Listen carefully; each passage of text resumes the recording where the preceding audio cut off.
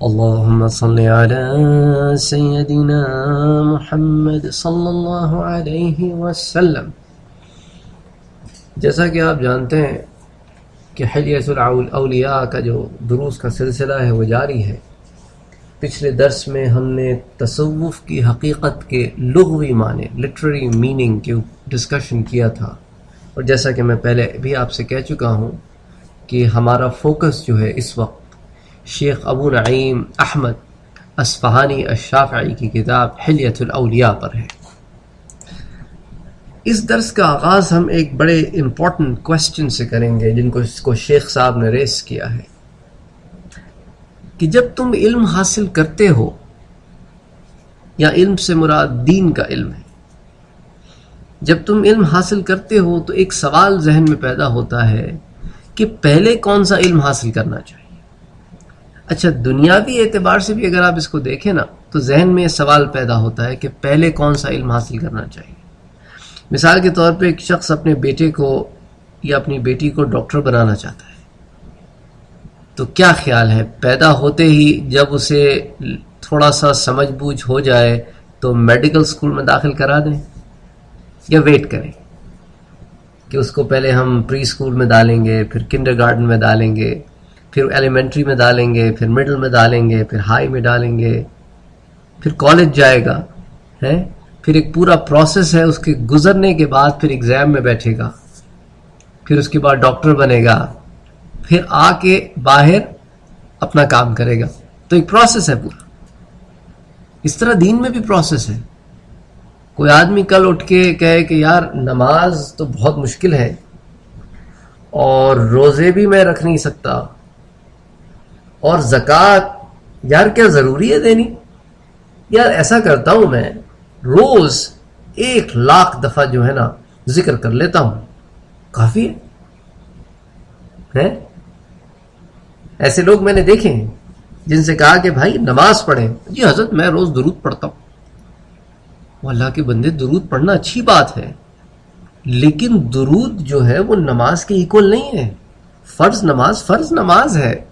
تم درود پڑھتے ہو اس کا یہ مطلب تھوڑی ہے کہ تم اب نماز نہیں پڑھو گے. تو یہ ایک بڑا امپورٹنٹ کوسچن انہوں نے ریز کیا، اور ایک حدیث کی روشنی میں تو پہلے کس علم کو حاصل کرنا ضروری ہے. حضرت عبداللہ ابن مسعود رضی اللہ تعالیٰ عنہ سے مروی ہے کہ ایک شخص حضرت صلی اللہ علیہ وآلہ وسلم کی خدمت میں حاضر ہوا اور عرض کیا کہ یا رسول اللہ، مجھے کوئی ایسا علم سکھا دیجئے جو عام نہ ہو، نادر ہو. آپ صلی اللہ علیہ وآلہ وسلم نے اس سے کہا کہ تم اصل علم جانتے ہو جو نادر علم کو تلاش کر رہے ہو. تو اس نے عرض کیا یا رسول اللہ، اصل علم کیا ہے؟ آپ نے فرمایا کیا تم نے رب کی معرفت حاصل کر لی؟ اس نے عرض کیا جی ہاں. آپ صلی اللہ علیہ وسلم نے فرمایا پھر تم نے اس کا کتنا حق ادا کر دیا؟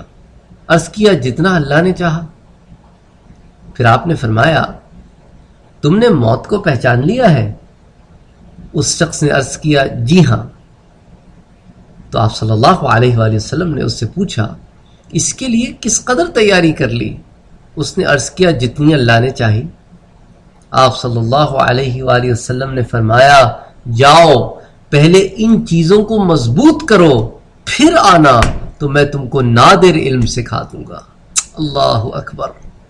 یعنی اللہ کے رسول صلی اللہ علیہ وآلہ وسلم نے اس حدیث میں کتنی امپورٹنٹ باتیں ہمیں سکھائی ہیں کہ وہ جو نادر علم تلاش کر کے سیڑھیاں چڑھنا چاہتے ہو معرفت کی، پہلے شروع کی سیڑھیاں تو چڑھو، اپنے رب کی پہلے معرفت حاصل کرو، پھر اس معرفت کا حق ادا کرو، موت کو پہچانو، اس کے لیے تیاری کرو، اور ان تمام چیزوں کے لیے پھر کیا کرو؟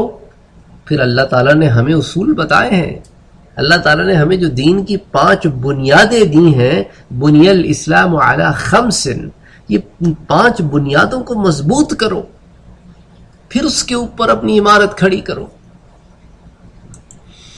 حضرت شیخ ابو نعیم فرماتے ہیں کہ تصوف حقیقی کی بنیاد 4 ارکان پر ہے.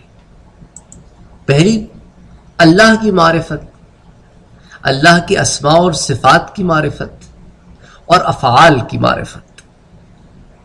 دوسری، نفس اور اس کے شر کی معرفت، دشمن یعنی شیطان کے وسوسوں، مکر و فریب اور گمراہیوں کی معرفت. تیسری چیز، دنیا کے دھوکوں، اس کی رنگینیوں اور اس کے فنا ہونے کی معرفت اور ان سے بچنے کی معرفت. اور چوتھی، ان چیزوں کی معرفت حاصل کرنے کے بعد اور کامل معرفت حاصل کرنے کے بعد اپنے نفس کو مجاہدے اور مشقت کا دائمی عادی بنانا اور پھر وقت کی پابندی کرنا، اللہ کی اطاعت کرنا، راحت اور آرام اور لذت کی زندگی سے جدائی اختیار کرنا، کرامتوں کے پیچھے نہ بھاگتے پھرنا، زندگی کے جو تمہارے روز مرہ کے معاملات ہیں ان سے ناتا نہ توڑنا، بیجا مسئلوں میں نہ پھنسنا، اور وہ چیزیں جو تمہیں خدا سے دور کر دیں، خدا کی یاد سے دور کر دے، ان سے اپنا دامن بچانا. ان 4 چیزوں کا نام تصوف حقیقی ہے. بظاہر بہت مشکل ہے، رائٹ؟ بہت مشکل لگتا ہے، بلکہ سمجھنے میں بھی پرابلم ہوتی ہے کہ یار یہ کیسے کریں گے. اب آپ یوں دیکھیں کہ ایک شخص ڈاکٹر ہو، بن گیا ہو، اس نے اپنی زندگی کے کئی سال لگائے ہوں اور اس کے بعد کئی سال اپنے پڑھے ہوئے کی پریکٹس کی ہو. اس کے لیے کسی بھی آدمی کو ڈائگنوز کرنا بہت آسان ہو جاتا ہے. ہاں بھئی آپ کو یہ بیماری ہے اور اس بیماری میں فلاں دوائی لے لیں اور اس کی اتنی ڈوز لے لیں اور اتنے دنوں تک لیں. لیکن اگر کوئی میرے جیسا آدمی ہوگا جس نے کبھی میڈ اسکول کی گیٹ بھی نہیں دیکھا، تو اس کے پاس اگر کوئی مسئلہ لے کے آ جائے اپنی بیماری کا، تو میں اس کی کیا تشخیص کروں گا، کیا ڈائگنوسس کروں گا، کیا دوائی دوں گا؟ جب تک میں اس پروسیس سے نہ گزروں جس سے ایک ڈاکٹر گزرتا ہے، اس گیٹ کے اندر جاؤں، اس کے اندر جانے کے لیے میرے پاس مارک شیٹ اس قابل تو ہونا کہ میں بتا سکوں کہ اللہ کے بندے میں نے جو ہے وہ انٹر میں اتنے نمبر لیے تھے، یا میں اپنے ہائی اسکول میں ان گریڈز میں پاس ہوا تھا، تو اب میں میڈ اسکول میں آنا چاہتا ہوں. تو وہ کہیں گے آپ پہلے تو ہمارا انٹرنس ایگزام دیں. پھر ان کا انٹرنس ایگزام پاس کروں، ایک تو پرسنٹیج آئے، پھر انٹرنس ایگزام پاس کروں، پھر جیب میں پیسے بھی ہوں، 4 سال پڑھوں، پھر 5 سال پڑھوں، پھر 3 سال اس کے بعد جا کے ڈاکٹر بنوں. ایک لمبا پروسیس ہے. اس پروسیس سے بغیر گزرے میں ڈاکٹر بننا چاہوں تو کیسے بنوں گا؟ اور ہم سب اسی چکر میں لگے ہوئے ہیں کہ محنت نہ کرنی پڑے اور اگلے دن صبح اٹھوں اور اللہ کا ولی بنا ہوا ہوں، اور کام سارے میرے ویسے ہی چلتے رہے. رشوت بھی لوں، جھوٹ بھی بولوں، حرام بھی کھاؤں، حق بھی ادا نہ کروں، ماروں پیٹوں گھر والوں کو، ظلم کروں، اللہ کی عبادت میں بھی دل نہ لگاؤں، اور سارے کام اپنی مرضی کے ہوتے رہیں اور میں ولی اللہ کا ولی اللہ. ایسے تو نہیں ہو سکتا نا، ایسے تو گاڑی نہیں چل سکتی. پیٹرول ڈالو گے، گیس ڈالو گے تو گاڑی چلے گی نا. اب گاڑی کے اندر بیٹھ جاؤ اور چابی بھی نہ لگاؤ اور بولے کہ گاڑی چلے تو کیسے چلے گی؟ اب ذرا غریب کی ایک نئی ڈیفینیشن سناتا ہوں حدیث کی روشنی میں. حضرت صلی اللہ علیہ وآلہ وسلم فرماتے ہیں، اور اس حدیث کے راوی حضرت عبداللہ بن عمر ہیں. ایک تو عبداللہ بن عمر ہے نا جو حضرت عمر کے بیٹے ہیں، ایک حضرت عبداللہ بن عمر ہیں، یہ حضرت عمر ابن عاص کے بیٹے ہیں. وہ فرماتے ہیں کہ اللہ کے رسول نے فرمایا کہ محبوب ترین لوگ اللہ کے نزدیک غرباء ہیں. تو صحابہ نے پوچھا یا رسول اللہ یہ غریب کون ہے، غرباء کون ہے؟ کیونکہ بھئی ہماری فہم میں تو یہ اس کے پاس پیسے نہ ہو وہ غریب ہے. آپ نے فرمایا اللہ کے دین کو لے کر بھاگنے والے. اللہ اکبر، یعنی اللہ کے دین کو چلانے والے اس دنیا میں. اللہ پاک ان کو روز قیامت عیسیٰ ابن مریم کے ساتھ مبعوث فرمائیں گے. سبحان اللہ. اب حضور کی حضرت معاذ بن جبل کو ایک نصیحت آپ کے سامنے پیش کرتا ہوں، تفسیر ابن کثیر میں موجود ہے. اللہ اکبر، بڑی پیاری روایت ہے. حضرت معاذ بن جبل خود روایت کرتے ہیں کہ اللہ کے رسول نے فرمایا، اے معاذ، مومن بندہ حق کا اسیر ہے، وہ جانتا ہے کہ اس پہ نگہبان مقرر ہے۔ اللہ اکبر۔ یعنی آپ دیکھیں نا، جو پہلی بات میں نے کی تھی معرفت کی، کہ خدا کی معرفت حاصل کرو، تو یہ ایک معرفت کا جز ہے کہ مومن جانتا ہے کہ اس کا ہر عز، ہر کام، اس پہ ایک نگہبان مقرر ہے۔ کان، آنکھ، زبان، ہاتھ، اب یہ حدیث کے الفاظ ہیں، کان، آنکھ، زبان، ہاتھ، پاؤں، پیٹ، شرمگاہ، حتیٰ کہ اس کا پلکیں جھپکانا، مٹی کے ریزوں کے ساتھ اس کا کھیلنا اور آنکھوں میں سرما لگانا، الغرض اس کی ہر حرکت پر نگہبان فرشتہ مقرر ہے۔ اللہ اکبر۔ مومن کا قلب معمون نہیں ہوتا۔ اللہ اکبر۔ ہاں، سب پہ کچھ نہ کچھ ہے، لیکن قلب جو ہے وہ معمون نہیں ہوتا۔ مومن کے اعضاء اور اس کے اطراف کی چیزیں سکون میں نہیں ہوتی، تڑپتی رہتی ہیں، بے چین رہتی ہیں۔ کیوں؟ کیونکہ ہر عمل کا اپنے رب کو جواب دینا ہے۔ صبح و شام موت کی تلوار اس کے سر پہ لٹکتی رہتی ہے کہ اپنے رب کے پاس گیا تو اس کو کیا منہ دکھاؤں گا؟ تو کیا کرتا ہے وہ؟ تو پس تقوی اس کا ہم نشین ساتھی ہے، تو وہ تقوی کو اپنا دوست بنا لیتا ہے۔ قرآن اس کا رہبر و رہنما ہے، خوف خدا اس کی حجت ہے، شرافت اس کی سواری ہے، تدبیر و احتیاط اس کا ساتھی ہے۔ اللہ اکبر، کتنی پیاری بات کی۔ اس سے پتہ چلتا ہے کہ مومن بے وقوف نہیں ہوتا، مومن لاپرواہ نہیں ہوتا، مومن سوچ سمجھ کے کام کرتا ہے، احتیاط کے ساتھ کام کرتا ہے۔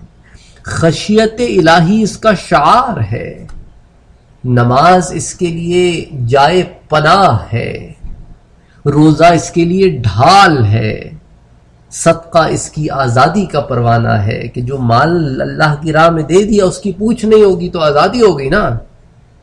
سچائی اس کا وزیر ہے، حیا اس کی سرپرست ہے۔ ان تمام چیزوں کے پیچھے اس کا پروردگار گھات لگائے ہوئے ہے اور اس کی ہر حرکت پہ نگران ہے۔ یاد کیجئے، 2 دروس پہلے آپ سے ایک حدیث میں نے روایت کی تھی کہ اللہ کہتا ہے میں مومن کی آنکھ بن جاتا ہوں، کان بن جاتا ہوں۔ تو یہ ایک اس کی امپلیمنٹیشن دیکھیں کہ اللہ اس کی چیزوں پہ نگہبان ہے، نگران ہے۔ حضرت صلی اللہ علیہ وسلم نے فرمایا کہ اے معاذ، قرآن نے مومن کو بہت سی خواہشات نفس و شہوات سے قید میں کر رکھا ہے، یعنی جو قرآن کا قیدی ہے وہ شہوات سے بچ گیا۔ اس لیے قرآن کو اپنا دوست بناؤ۔ اس کے اور اس کی ہلاکت خیزیوں کے درمیان قرآن حائل ہو کر اس کو خدا کی مرضی کی طرف راغب کرتا ہے۔ اے معاذ، میں تیرے لیے وہی پسند کرتا ہوں جو اپنے لیے پسند کرتا ہوں، اور تجھے ان باتوں سے منع کرتا ہوں جن سے مجھے جبریل نے منع کیا ہے۔ پس میں تجھے قیامت کے دن اس حال میں نہ پاؤں کہ خدا نے جو تم کو دیا ہے اس کے ساتھ کوئی اور تم سے زیادہ سعادت مند ہو جائے۔ اللہ اکبر۔ یہ نبی کی نصیحت ہے اپنے ایک صحابی کو، سبحان اللہ، اور موتی ہیں اس میں، ایک ایک لفظ میں موتی ہیں۔ چن لے بندہ اور اس کو شعار بنا لے تو آخرت سنور جائے۔ اب اس ضمن میں ایک اور بات بھی آپ کے سامنے رکھ دوں کہ 3 باتیں ایمان کی مٹھاس ہیں، اللہ کے رسول نے فرمایا ہے۔ اس کو انس بن مالک رضی اللہ تعالیٰ عنہ روایت کرتے ہیں، صحیح بخاری کی روایت ہے، صحیح مسلم میں بھی موجود ہے، تو اس کا مطلب متفق علیہ ہے، یعنی دونوں کتابوں میں موجود ہے۔ سنن نسائی میں بھی موجود ہے، مسند امام احمد میں بھی موجود ہے، مصنف عبد الرزاق میں بھی موجود ہے، اس کئی کتب حدیث میں موجود ہے، سنن ابن ماجہ میں بھی موجود ہے۔ بڑی پیاری حدیث ہے۔ حضرت صلی اللہ علیہ وسلم نے فرمایا 3 باتیں جس شخص میں ہوں گی وہ ایمان کی حلاوت پالے گا۔ پہلی بات، اللہ اور اس کا رسول ہر چیز سے زیادہ اس کے نزدیک محبوب ہوں، اس کو آگ میں جلنا محبوب ہو، اس کے کہ کفر میں پڑا رہے، یعنی آگ میں جلنے کو پریفرنس دے، اس سے کہ لوگ اسے پھر سے کافر کر دیں، جبکہ اللہ نے اس کو کفر سے نکال کے مسلمان بنایا ہو۔ اور تیسرا کہ جب کسی سے محبت کرے تو صرف اللہ کے لیے محبت کرے، کوئی دنیا کی غرض نہ ہو، کوئی غرض نہ ہو، کوئی ہڈن موٹیوز نہ ہو۔ تو یہ تو چند بنیادی باتیں تھیں جو میں نے آپ کے سامنے اس کتاب میں سے رکھیں۔ میں تو بڑا گناہ گار آدمی ہوں، اللہ میرے حال پہ رحم کرے، آپ ہدایت پائیں، میرے لیے دعا کریں، اللہ مجھے بھی ہدایت دے۔ انشاءاللہ تعالی پھر اگلے درس سے ہم حضرت ابو بکر صدیق رضی اللہ تعالیٰ عنہ کا جو ذکر حلیۃ الاولیاء میں ہے، پھر یہاں سے سلسلہ انشاءاللہ جاری رکھیں گے۔ وما علینا الا البلاغ، اللہم صل علی سیدنا وحبیبنا محمد صلی اللہ علیہ وسلم۔